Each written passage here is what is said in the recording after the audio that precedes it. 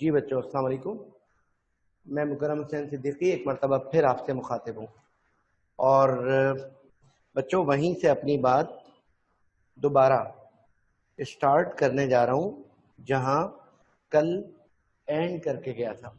ठीक है, आपको ये तो खैर पता ही होगा कि हमारा कल का जो टॉपिक था, नाम बता दीजिए बेटा उसका, एक्सपोनेंशियल नोटेशन हमारे टॉपिक का नाम था। और इस टॉपिक में मैंने आपसे कहा था कि एग्ज़ाम के लिए आपने सिर्फ क्या करना है बच्चों, एक्सपोनेंशियल की डेफिनेशन याद करनी है और मामूली सी डेफिनेशन। ठीक है, पेपर में इस तरह क्वेश्चन नहीं आता, पेपर में आता है डिफाइन द फॉलोइंग और ABCD 4 टॉपिक लिखे होते हैं, 4 में से एक होता है एक्सपोनेंशियल नोटेशन। ओके, अच्छा बच्चों, अब आपसे मुझे जी रिपीट कर दें एक मरतबा, the writing of an amount, the writing of an amount in term of exponent is called exponential notation. किसी भी वैल्यू को 10 की पावर में लिखना क्या कहलाता है बच्चों? एक्सपोनेंशियल नोटेशन कहलाता है। ठीक है, अच्छा आगे सुने।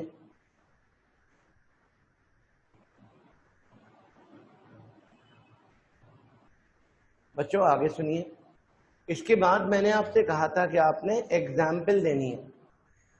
ओके, एग्जाम्पल बेटा देखो कितनी आसान सी एग्जाम्पल है। मास ऑफ इलेक्ट्रॉन, कितने जीरो हैं इसमें? 27, can be written as 9.11 into 10 power -28 gram. एक एग्जाम्पल मुनासिब है, कोई कम नहीं है। 2 एग्जाम्पल देते हैं तो बहुत ही अच्छा होगा। हाँ बेटा, एवोगैड्रोज नंबर, ये आखिर में स्पेस आया हुआ है, कोई जीरो मिसिंग नहीं है, 20 जीरो है ना बेटा। Can be expressed as 6.023 into 10 power 23। Enough, खत्म। फिर मैंने आपको एक ये वाली बात समझाई थी कि एक्सपोनेंशियल की जो स्टैंडर्ड फॉर्म होती है वो बेटा आफ्टर 1 डिजिट डेसिमल पॉइंट होता है। फॉर एग्जाम्पल 3.28 इंटू 10 पावर 5, ये बेटा स्टैंडर्ड फॉर्म है। और डेसिमल को अगर मैं राइट पर ले जाऊं तो क्या बनेगा? 32.8। और कल मैंने आपको बताया था कि डेसिमल लेफ्ट से राइट जाता है तो पावर डिक्रीज होती है और राइट से लेफ्ट आता है तो पावर इंक्रीज होती है। लेकिन आपने अगर ऐसे करके लिख दिया तो ये कट कर दिया जाएगा। क्यों? क्योंकि ये एक्सपोनेंशियल तो है, मगर बच्चों ये एक्सपोनेंशियल की साइंटिफिक फॉर्म नहीं है। तो हमेशा आपने साइंटिफिक फॉर्म में लिखना है। हमारे पेपर में इतनी ज़्यादा डिटेल नहीं पूछते, खाली डेफिनेशन पूछते हैं। और मैंने आपसे कहा था ये बेकार बातें इनको हटाइए, काम की बात शुरू करते हैं। और बच्चों काम की बात ये थी, express the following as the power of 10। हमें 10 की पावर में एक्सप्रेस करना था इन सबको। कल ये काम हम कर चुके हैं। हाँ बेटा, ए का आंसर दीजिए 6.782 इंटू 10 पावर 3। और बच्चों बी का आंसर दीजिए 5.652 इंटू 10 पावर 3। सी का आंसर दीजिए, डेसिमल बच्चों लेफ्ट से राइट जाएगा और डेसिमल जब लेफ्ट से राइट जाता है तो पावर डिक्रीज होती है, तो 1.9 इंटू 10 पावर -4। ठीक है, और बच्चों इसके बाद जो हमारा डी है 70,000। जी बेटा, डेसिमल पॉइंट को राइट से लेफ्ट की तरफ लाइए। 7.0 इंटू 10⁴ और नेक्स्ट 7 इंटू 10⁻⁻7। ये काम बेटा हम कल कर चुके हैं। ओके, ये काम हम कल कर चुके हैं। आज बस थोड़ा सा 5 मिनट इसको और देने, और ये हमारा क्वेश्चन नंबर बच्चों 2 है। 2001 ऊपर वाला क्वेश्चन हमारी बुक का क्वेश्चन है। आप चाहें तो बुक में चेक कर सकते हैं, चैप्टर 1 की एक्सरसाइज। और ये जो क्वेश्चन है ये 2001 के पेपर का क्वेश्चन है। इसमें लिखा हुआ है express the following as the power of 10। हाँ बेटा बताइए, ये नंबर 1 क्या है? 50,000। और बच्चों 50,000 के आखिर में बिल्कुल एंडिंग में डेसिमल है, तो डेसिमल पॉइंट को शिफ्ट करना है टूवर्ड्स लेफ्ट। तो एक 0, दूसरा 0, तीसरा 0, चौथा 0, क्या बनेगा? शाबाश, 5.0 इंटू 10⁻⁴। Well done. और बच्चों नंबर 2 53.24, डेसिमल को लेफ्ट शिफ्ट करेंगे, ये बन जाएगा 5.324 इंटू 10⁻⁻1। और बच्चों नेक्स्ट नंबर 3 0.00005। ठीक है, बताइए जल्दी से कितने 0 शिफ्ट करना है? 4 तो 0 है और एक 5 भी तो है, तो डेसिमल को उठाकर आफ्टर 5 ले जाएंगे। तो ये क्या बनेगा? 5 इंटू 10⁻⁻5। यहां बेटा 5 लिखना है, 5.0 नहीं, यहां पर 5 लिखना है। 5 इंटू 10⁻⁻5। ओके।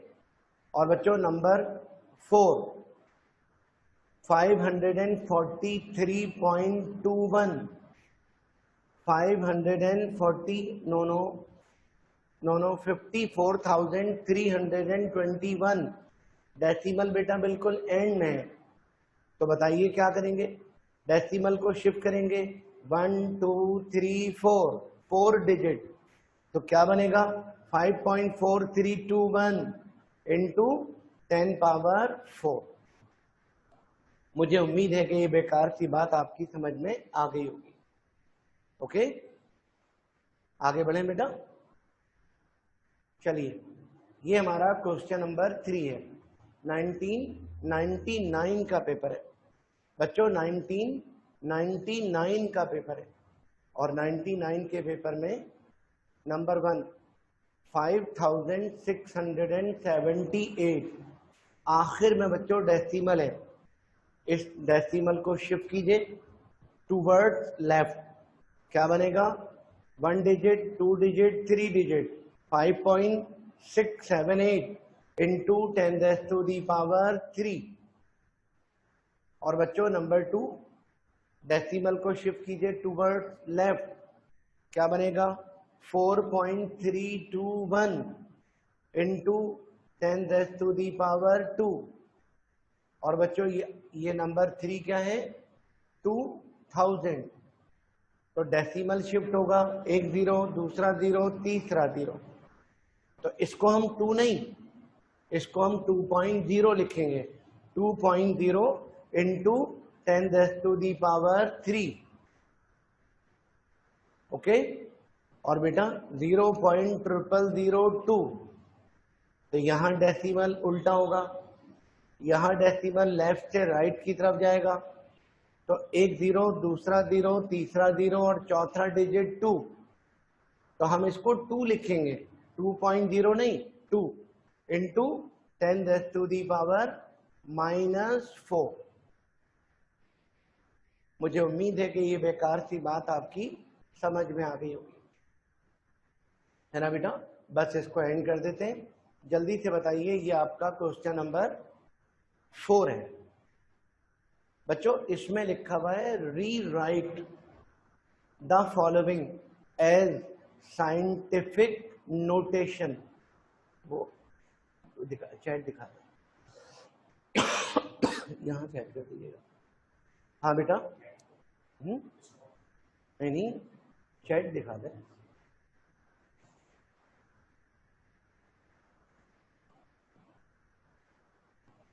जी बेटा, वेल डन, शाबाश। अच्छा बच्चों जल्दी से देखिएगा, आपसे क्या बोल रहे हैं, रीअरेंज करना है, साइंटिफिक नोटेशन में दोबारा लिखना है। हाँ बेटा, देखना क्या है, नंबर वन 67890 और डेफिनेटली आखिर में डेसिमल पॉइंट है ना, तो डेसिमल पॉइंट को शिफ्ट करना है 1 2 3 4 डिजिट। तो बताइए जब 4 डिजिट शिफ्ट करेंगे तो क्या बनेगा, 6.789 इंटू 10 पावर 4। आखिर में 0 लिखना चाहें तो लिख सकते हैं, कोई मसला नहीं है, ठीक है। और अगर ना लिखें तब भी बेहतर है, 6.789 इंटू 10 पावर 4। और देखिए बेटा नंबर 2 क्या है, 0. कितने जीरो हैं, 0.000। तो बच्चों 3 तो 0 है और 1 डिजिट और 4। जी बिल्कुल सही बोला आपने, 4.021 इंटू 10⁻⁴, शाबाश, -4। ठीक है बच्चों। अच्छा, इसी क्वेश्चन का पार्ट नंबर 2, बच्चों इसी क्वेश्चन का पार्ट नंबर 2, और पार्ट नंबर 2 में लिखा हुआ है सिंप्लीफाई। बच्चों simplify the following using exponential notation. क्या मतलब, आपने एक्सपोनेंशियल नोटेशन यूज करना है और फिर सिंप्लीफाई करना है, ठीक है बच्चों। 2 तरीके हैं, इन तीनों वैल्यूज को पहले प्लस कर लें, बाद में एक्सपोनेंशियल में कन्वर्ट कर दें, राइट। लेकिन हमसे कहा जा रहा है यूजिंग एक्सपोनेंशियल नोटेशन, तो तीनों को पहले एक्सपोनेंशियल नोटेशन में कन्वर्ट करना है। हाँ बेटा, पहली वाली जो वैल्यू है 4310, ये क्या होगा, 4.31 इंटू 10⁻⁴। और बेटा प्लस दूसरी वैल्यू क्या है, 3900, ये बन गया 3.9 इंटू 10⁻⁴। और बच्चों 2100 को कैसे लिखा, 2.1 इंटू 10⁻⁴। ओके, चलें अब क्या करें, अब बेटा एक्सपोनेंशियल को कॉमन ले लीजिए। जब एक्सपोनेंशियल को कॉमन, या तो कॉमन ले लें या फिर प्लस कर दें, कैलकुलेटर आपके पास मौजूद है, इन तीनों को प्लस कर दीजिए। जब इन तीनों को प्लस करेंगे, कॉमन लेकर भी प्लस कर सकते हैं, डायरेक्ट कैलकुलेटर से भी प्लस कर सकते हैं। डायरेक्ट कैलकुलेटर से प्लस करेंगे तो 10.31 इंटू 10⁻⁴। बच्चों 10.31 इंटू 10⁻⁴, ठीक है। आवाज का प्रॉब्लम बता रहे हैं बच्चे। अच्छा बेटा, बच्चों जी, तो आंसर क्या आया, 10.31 इंटू 10⁻⁴। ओके, नहीं बेटा 10⁻⁹ कैसे हो सकती है, 10⁻⁹ कैसे हो सकती है, जब कॉमन लेंगे आप तो 10⁻³ कॉमन होगा ना, तो 10⁻⁹ नहीं हो सकती, मल्टीप्लाई का निशान नहीं है, तीनों के बीच में मल्टीप्लाई नहीं है, ऐड है। जब ऐड होगा तो फिर हम कॉमन लेकर एक बार लिखेंगे, ठीक है बेटा।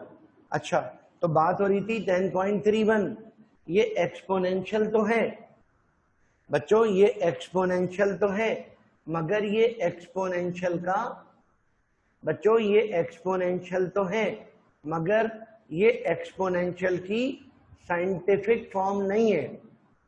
कोई बात नहीं, आखिर में हम इसको अपने हाथों से साइंटिफिक फॉर्म बना देंगे, आखिर में हम इसको स्टैंडर्ड फॉर्म में लिख देंगे। हाँ बेटा, डेसिमल को कहाँ शिफ्ट करना है? After 1 digit. तो जब डेसिमल को बच्चों, डेसिमल को, जी बेटा सही बोल रहे हैं आप, जब मल्टीप्लाई करते हैं तो पावर ऐड होती है, लेकिन मल्टीप्लाई नहीं कर रहे हैं ना। रूल नंबर 172 हमें ऐड कर रहे हैं, तो ऐड में बेटा पावर ऐड नहीं होती। जी बिल्कुल सही जवाब आया अलिशबा आपका। तो डेसिमल को हमने लेफ्ट साइड शिफ्ट कर दिया, तो बच्चों ये बन जाएगा 1.031 1.031 इंटू 10 पावर 4। ओके, और मुझे उम्मीद है 1.31 हस्ताम बेटा, 1.31 के बाद 10 पावर 4 भी है, ठीक है, 10 पावर 4। हस्ताम पावर करेक्ट कर लीजिए, वेरी गुड, ठीक है, ठीक है बेटा। मुझे उम्मीद है कि बात समझ गए होंगे। इतने मामूली से क्वेश्चन की आपने तैयारी करनी है, इतने मामूली से 1-2 मरतबा इन्हें घर बैठकर प्रैक्टिस कर लीजिएगा, ठीक है। कोई ऐसी खास इंपॉर्टेंस नहीं है, हमारे पेपर में कभी कभार आ जाते हैं। हाँ, एमसीक्यूज का डर है, इस किस्म की चीजें अब एमसीक्यूज में भी आने लगी, ठीक है बेटा। चलो, एक्सपोनेंशियल का टॉपिक हमारा फिनिश हुआ। आज मैं आपसे कुछ नई बात करूंगा, और नई बात के लिए तैयार हो जाइए, पेन अपने हाथ में रखिएगा। जी बेटा, एक बच्चे ने पूछा है 10 पावर 4 कैसे हुआ। इनकी बात का पहले मैं जवाब दे दूं। पहले 10.31 इंटू 10 पावर 3 था। अब जरा स्क्रीन हटा दें बच्चों। एक बच्चे ने कहा है 10 पावर 4 कैसे हो गया। ये देखिए, 10.31 इंटू 10 पावर 3 था, मगर बेटा ये एक्सपोनेंशियल तो है, मगर ये एक्सपोनेंशियल की साइंटिफिक फॉर्म नहीं है। हमें एक्सपोनेंशियल की साइंटिफिक फॉर्म में लिखना है, तो डेसिमल को उठाकर 1 डिजिट के बाद शिफ्ट करना है, ठीक है। तो बच्चों डेसिमल जब यहां शिफ्ट होगा तो ये बन जाएगा 1.031। और मैंने आपको ये बात पहले भी बताई थी कि डेसिमल जब राइट से लेफ्ट जाता है बच्चों, डेसिमल जब राइट से लेफ्ट जाता है तो पावर इंक्रीज हो जाती है। तो पावर कितनी है? 3, तो ये बन गई 4। मुझे उम्मीद है कि आपकी समझ में बात आ गई होगी, ठीक है। अच्छा, अब मुझे आपसे एक नई बात करनी है। अब बेटा मुझे आपसे एक नई बात करनी है। जो कुछ मैं आपसे समझाऊं, जो कुछ मैं आपसे कहूं, आप भी मेरे साथ साथ नोट कर लीजिएगा, फिर मैं आपको अपनी स्क्रीन शेयर करवाऊंगा, ठीक है। चलें, जल्दी से मेरी बात सुने बच्चों। शायद हो सकता है आपने सुना हो एसटीपी। एसटीपी, जी बिल्कुल सही कह रहे हैं। एस स्टैंड फॉर स्टैंडर्ड, और टी टेम्परेचर, और बच्चों P pressure, right. Standard, temperature and pressure, STP कहलाता है, ठीक है बच्चों। जहन में रखना, स्टैंडर्ड टेम्परेचर 0 डिग्री सेंटीग्रेड के बराबर होता है। कभी भी आपसे कोई पूछे कि स्टैंडर्ड टेम्परेचर क्या होता है, तो आप कहेंगे 0 डिग्री सेंटीग्रेड, ओके। और मैट्रिक में सीखा था आपने कि अगर डिग्री सेंटीग्रेड को केल्विन में कन्वर्ट करना हो तो 273 प्लस कर देते हैं। तो जीरो में जब 273 प्लस करेंगे तो ये बन जाएगा 273 केल्विन। ओके, स्टैंडर्ड टेम्परेचर की वैल्यू बता दीजिए 0 डिग्री सेंटीग्रेड या 273 केल्विन।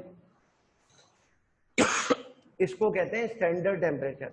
मगर इसको स्टैंडर्ड टेम्परेचर क्यों कहते हैं, इसका मैं आपको अभी जवाब देता हूं। पहले जरा प्रेशर पर बात कर लो बच्चों।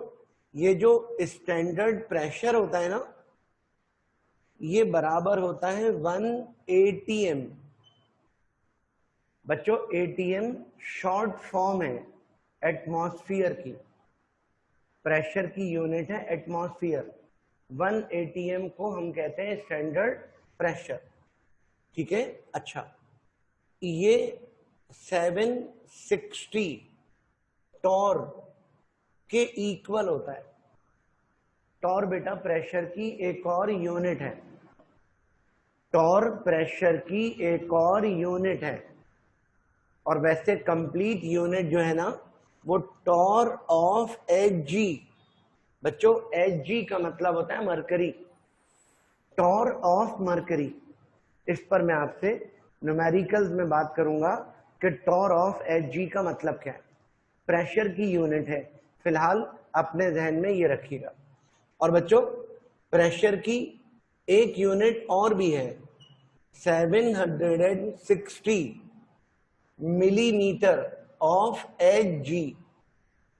760 मिलीमीटर ऑफ Hg। तो पता ये चला कि मिलीमीटर और टॉर दोनों बराबर होते हैं। और बच्चों ये तीनों 101 300 न्यूटन पर मीटर स्क्वायर के बराबर होता है। 101 300 न्यूटन पर मीटर स्क्वायर। ठीक है, एटीएम में स्टैंडर्ड प्रेशर 1 होता है, टॉर में बेटा 760 होता है, मिलीमीटर में बच्चों 760 होता है, और न्यूटन पर मीटर स्क्वायर आपने मैट्रिक में पढ़ा था, ये प्रेशर की एसआई यूनिट है, प्रेशर की एसआई यूनिट है। 101 300 न्यूटन पर मीटर स्क्वायर। बच्चों इनको कहते हैं स्टैंडर्ड प्रेशर और इनको कहते हैं स्टैंडर्ड टेम्परेचर। सवाल ये पैदा होता है, अच्छा अगर मैं आपसे कभी भी स्टैंडर्ड प्रेशर पूछूं तो आप मुझसे बदले में यूनिट पूछेंगे। अगर मैं कहूं कि स्टैंडर्ड प्रेशर की वैल्यू बताइए इन एटीएम तो आपका जवाब होगा 1। अगर मैं आपसे कहूं कि आप स्टैंडर्ड प्रेशर की यूनिट वैल्यू बताइए इन टॉर तो आपका जवाब होगा 760। अगर मैं आपसे कहूं कि इन मिलीमीटर तो आप जवाब देंगे 760। और अगर मैं आपसे कहूं कि न्यूटन पर मीटर स्क्वायर में वैल्यू बताइए तो 101 300 न्यूटन पर मीटर स्क्वायर। ओके, इनको कहते हैं स्टैंडर्ड प्रेशर और इसको कहते हैं स्टैंडर्ड टेम्परेचर। सवाल ये पैदा होता है कि इस वैल्यू को स्टैंडर्ड टेम्परेचर क्यों कहते हैं, इस वैल्यू को स्टैंडर्ड प्रेशर क्यों कहते हैं। इस क्यों का जवाब बहुत मामूली सा है, बहुत आसान सा है। बताऊं बच्चों, ये वो टेम्परेचर है, ये वो प्रेशर है, ये वो टेम्परेचर है, ये वो प्रेशर है eight which 1 mole of any gas, 1 mole of any gas occupies 22 0.414 decimetre cube volume. यानी बच्चों 1 मोल दुनिया की कोई भी गैस हो उसका वॉल्यूम कांस्टेंट होता है कितना? 22.414 डेसीमीटर क्यूब। और ये वॉल्यूम इतने टेम्परेचर के अलावा किसी और टेम्परेचर पर नहीं होता, इतने प्रेशर के अलावा किसी और प्रेशर पर नहीं होता। इसलिए हम इस टेम्परेचर और इस प्रेशर को कहते हैं standard temperature and pressure. Okay, अब बेटा एक बात का जवाब दीजिए। अगर पेपर में हमसे कहा जाए डिफाइन एसटीपी, ओके, तो अब इस तरह तो नहीं एक जवाब देना ना। एग्जाम का आंसर तो ऐसे नहीं होगा, एग्जाम का आंसर शॉर्ट होगा, कंप्लीट होगा। ठीक है, एग्जाम का आंसर शॉर्ट होगा और कंप्लीट होगा। ठीक बेटा, चले मेरी बात सुने। अब मेरी अगली बात सुनिए। तो अगर आपसे पेपर में कहा जाए बच्चों, आपसे अगर पेपर में कहा जाए डिफाइन एसटीपी, तो आप बहुत ही कंप्रीहेंसिव जवाब देंगे। ठीक है, और मेरे साथ आप लिखेंगे भी कैसे? It is concerned as standard temperature, bracket में वैल्यू लिख दी, एंड स्टैंडर्ड प्रेशर, ब्रैकेट में वैल्यू लिख दी, है ना बेटा? कोई सी भी वैल्यू लिख सकते हैं। Eight which 1 mole of all gases, at which 1 mole of all gases occupy same volume। यानी दुनिया की कोई भी गैस हो, इतने टेम्परेचर और इतने प्रेशर पर वॉल्यूम सबका सेम होगा। इसके अलावा कोई टेम्परेचर नहीं है, इसके अलावा बच्चों कोई प्रेशर ऐसा नहीं है कि जिस पर तमाम गैसेस के 1 मोल का वॉल्यूम सेम हो। ये वो टेम्परेचर है, ये वो प्रेशर है जिस पर तमाम गैसेस के 1 मोल का वॉल्यूम सेम होता है। और सेम मतलब 22.41 डेसीमीटर क्यूब के बराबर होता है। तो अगर पेपर में कहा जाए तो आपने बहुत ही प्रॉपर जवाब देना है। वो कैसे? इट इज, एसटीपी की हेडिंग बनाकर, it is concerned as standard temperature, bracket में value, and standard pressure, bracket में value, at which 1 mole of all gases occupy same volume. Okay बेटा, इसे बिल्कुल एज इट इज याद करना है आपने। आइए कुछ नया करते हैं। हाँ बेटा, और बच्चों नई डेफिनेशन हमारी, नया कॉन्सेप्ट ये है। खैर मैं जानता हूं कि आप इसको देखकर समझ तो गए होंगे, नाम से ही समझ में आ रहा है बच्चों, नाम से ही समझ में आ रहा है। मोलर वॉल्यूम, 1 मोल गैस, कौन सी गैस? कोई सी भी gas, 1 mole any gas occupies 22.41 decimeter cube volume at STP. This volume is called molar volume। हाँ बेटा पढ़ के सुना दीजिए। The volume occupied by 1 mole of any gas at STP is 22.414 decimeter cube। This volume is called molar volume। तो बच्चों आगे बढ़ने के लिए जरूरी है कि आपको एसटीपी पता होना चाहिए। आगे बढ़ने के लिए जरूरी है कि आपको मोलर वॉल्यूम आपके दिमाग में होना चाहिए। अब हम इन दोनों के एप्लीकेशन की तरफ जा रहे हैं, ठीक है। अगर आप ये दोनों डेफिनेशन लिख चुके हैं तो आप जल्दी से मुझे यस कर दीजिए ताकि मैं आपका यस देखकर आगे बढ़ जाऊं।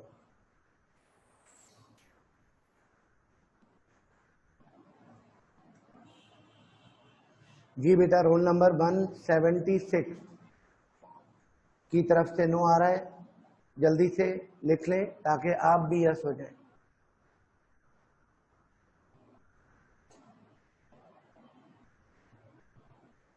ठीक है, जब तक ये नो वाला बच्चा यस हो जाए मैं आपसे एक बात कर लूं। बच्चों, आपको ये बात पता होगी कि बाज बच्चों की आदत होती है कि उन्हें कुछ भी कहा जाए तो वो बदले में जरूर कहते हैं ए। इसका मतलब उनको समझ में आ जाता है, सुनाई भी दे जाता है, बस बेचारों का तकिया कलाम होता है कि ए उनको दोबारा बताएं। ठीक है, चलो कोई बात नहीं, ये आदत बच्चों में होती है, चल जाती है, बड़ों में बेटा अच्छी नहीं लगती। आप माशाल्लाह बड़े हो गए हो। कोशिश किया करो कि हैंड फ्री लगाकर बैठो या हेडफोन लगाकर बैठो ताकि इधर उधर की आवाजें आपके कान में ना आए, ताकि आपकी कंसंट्रेशन बढ़ जाए। उसके बावजूद भी अगर किसी बात को समझने में कोई प्रॉब्लम है तो आप हमारा रिकॉर्डेड लेक्चर जो हम उसी दिन गूगल क्लासरूम पर अपलोड कर देते हैं, देख लिया कीजिए ताकि कोई बात अगर मिस हो गई है तो उसको रिपीट वर्क में आ जाएगा। ठीक है, चलें अब जल्दी से बताइए, ये नो वाला बच्चा यस हो गया।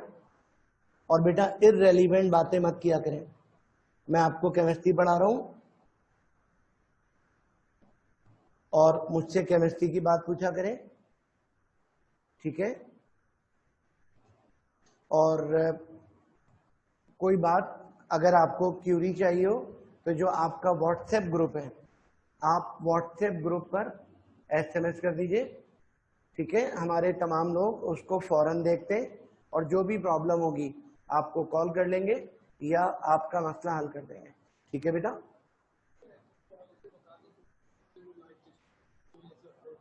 जी बेटा, फिजिक्स का जो लेक्चर था उस दिन लाइट चली गई थी, जनरेटर प्रॉब्लम कर गया था, इसलिए वो लेक्चर कंप्लीट नहीं था, इसलिए हमने अधूरे लेक्चर को अपलोड नहीं किया था।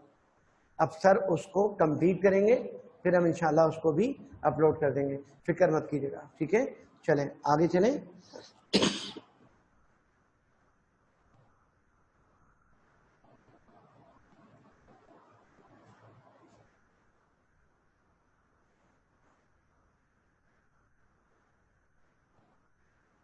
जी बेटा बिल्कुल, रोल नंबर 172 आपने बिल्कुल सही बात की है और जो आप कह रहे हैं बिल्कुल एक्यूरेट है, आप इसे इसी तरह लिख सकते हैं।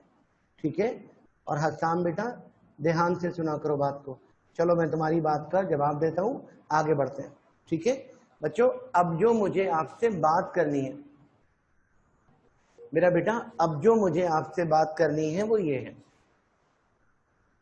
और मैं जानता हूं आपके लिए ये कोई नई बात नहीं है, एवोगैड्रोस नंबर। ठीक है, चले मेरी बात को गौर से सुनना बच्चों। एमेडियो एवोगैड्रो, आराम से ध्यान से सुनना। एमेडियो एवोगैड्रो इटली के फिजिशियंस थे, इनका ताल्लुक इटली से था, इटालियन फिजिशियंस थे। ओके, अच्छा, इन्हें कुरान पाक की एक आयत पता चली, ठीक है। अच्छा, जिसका तर्जुमा मैं आपको सुना रहा हूं, आधा मैं सुनाऊंगा, आधा आपको पता होगा, खैर पूरा ही पता होगा। आपने ये बात इतनी मर्तबा सुनी होगी, कुरान पाक में सूरह रहमान की आयत है, उसका तर्जुमा है, और जब हम इस रूए जमीन को फना करेंगे, ओके, तो दुनिया की हर चीज, हत्ता के ऊंचे ऊंचे पहाड़ भी रुई के गालों की तरह उड़ते हुए दिखाई देंगे। तो तुम अपने परवरदिगार की कौन कौन सी नेमत को झुटलाओगे? अल्हम्दुलिल्लाह आप सबके घर में कुरान पाक मौजूद होगा। आप चाहें तो इसको ढूंढ सकते हैं, इसकी अरबी देख सकते हैं। बच्चों, एवोगैड्रो को इत्तला इस बात की हुई, और आप अगर गौर करें, सुकून से आप अगर गौर करें, और अल्लाह क्या बोल रहा है, और जब हम इस रुए जमीन को फना करेंगे, यानी कयामत के बाद का मंजर है ये, जब अल्लाह दुनिया को फना कर देगा, उसके बाद की बात हो रही है। भाई जब कयामत बपा हो जाएगी तो उसके बाद कुछ भी हो, हमें क्या मतलब? पहाड़ पतंगों की तरह उड़ते फिरे या रुई के गालों की तरह उड़ते फिरे, हमें इससे क्या मतलब? हमें क्या फायदा? अल्लाह हमें बाद की बात बता रहा है। सवाल ये पैदा होता है कि हम तो होंगे नहीं, तो हमें इसका क्या फायदा, है ना? दरअसल समझदारों को इशारा काफी होता है। एवोगैड्रो ने इसका मतलब समझाया। एवोगैड्रो ने हमें इसका मतलब ये बताया कि अल्लाह ये कहना चाह रहा है कि जो चीज जिससे बनी है, जो चीज जिससे बनी है वापस उसी में पलट जाएगी। समझे? यानी अल्लाह ने अगर कार्बन डाइऑक्साइड को कार्बन और ऑक्सीजन से बनाया है तो क्या होगा? कार्बन अलग, हाइड्रोजन अलग। अल्लाह ने अगर वाटर को हाइड्रोजन और ऑक्सीजन से बनाया है तो क्या होगा? हाइड्रोजन अलग, ऑक्सीजन अलग।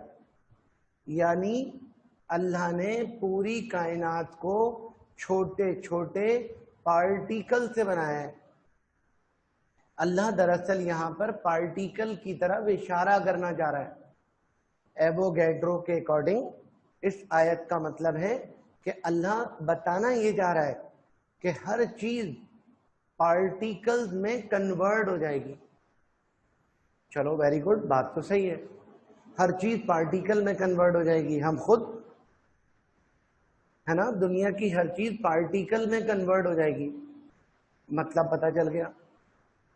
ठीक है। अच्छा, अब एक और बात कि बात खत्म हो गई? नहीं बेटा, बात खत्म नहीं हुई, बात अभी शुरू हुई है।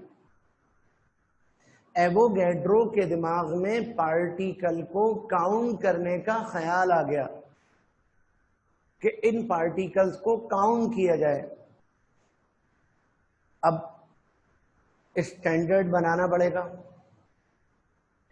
एवोगैड्रो ने स्टैंडर्ड बनाया 1 मोल ऑफ एनी सब्सटेंस, भले वो दुनिया की कोई गैस हो या कोई लिक्विड हो या कोई सॉलिड हो, कुछ भी हो, उन्होंने एक स्टैंडर्ड सेट किया और वो स्टैंडर्ड था 1 मोल। ओके, और अपनी जिंदगी भर की कोशिशों से हमें बताया कि 1 मोल कोई गैस हो या लिक्विड हो या सॉलिड हो, इट कंटेन 6.002 into 10⁻23 पार्टिकल। 1 मोल में इतने पार्टिकल्स होते हैं। अब बच्चों, पार्टिकल से क्या मुराद है? पार्टिकल का मतलब है एटम, पार्टिकल का मतलब है मॉलिक्यूल, पार्टिकल का मतलब है आयन। यानी 1 मोल में पार्टिकल की तादाद इतनी होती है, right, irrespective of its mass, irrespective of its mass, यानी इसका मास से कोई ताल्लुक नहीं है। मसलन कार्बन का एटॉमिक मास 12 है ना, कार्बन का 1 मोल 12 ग्राम के बराबर होता है, सोडियम का 1 मोल 23 ग्राम के बराबर होता है। दोनों के मासेस अलग है। सल्फर का 1 मोल 32 ग्राम के बराबर होता है ना बेटा, मगर मासेस तीनों के अलग अलग हैं, लेकिन 12 ग्राम कार्बन 1 मोल, 23 ग्राम सोडियम 1 मोल, 32 ग्राम सल्फर 1 मोल, इन सब में पार्टिकल की तादाद 6.02 इंटू 10⁻23 होगी, यानी irrespective of its mass. Carbon dioxide का 1 मोल 44 ग्राम के बराबर होता है, ऑक्सीजन का 1 मोल 32 ग्राम के बराबर होता है, हाइड्रोजन का 1 मोल 2 ग्राम के बराबर होता है। मास तीनों का अलग अलग है, लेकिन इन तीनों के 1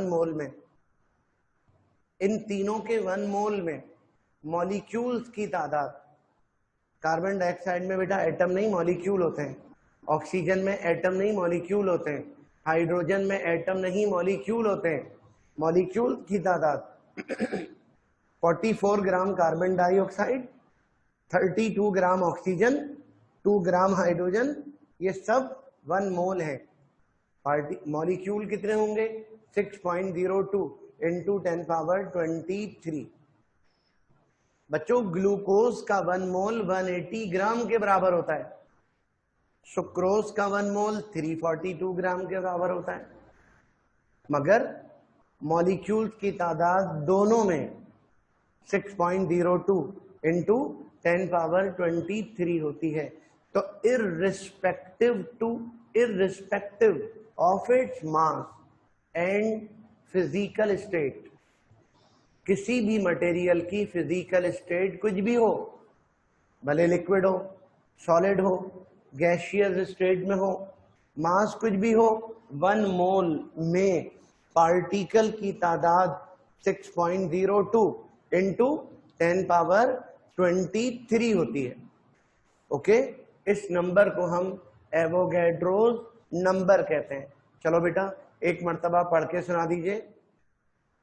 द नंबर ऑफ पार्टिकल्स, बच्चों particle that is atom, ion और molecule present in 1 mole of any substance are 6.02 6.0221400857 into 10⁻23 irrespective of its mass or its state at STP.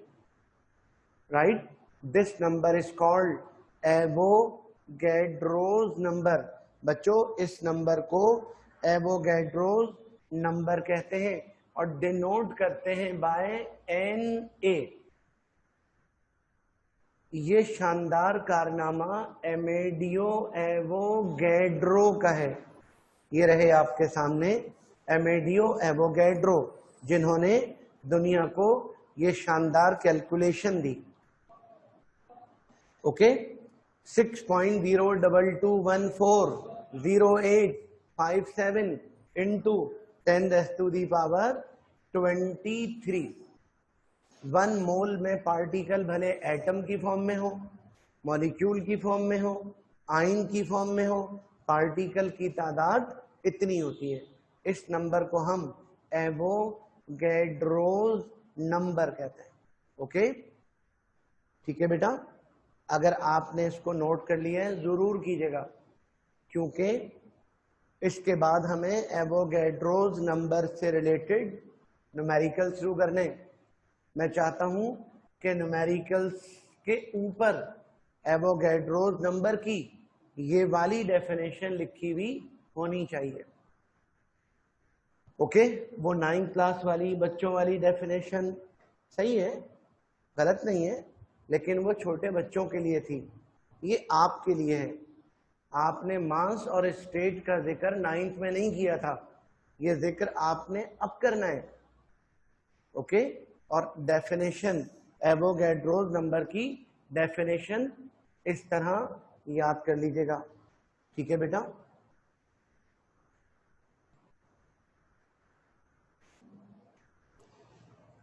जी बच्चों मुझे आंसर कीजिए।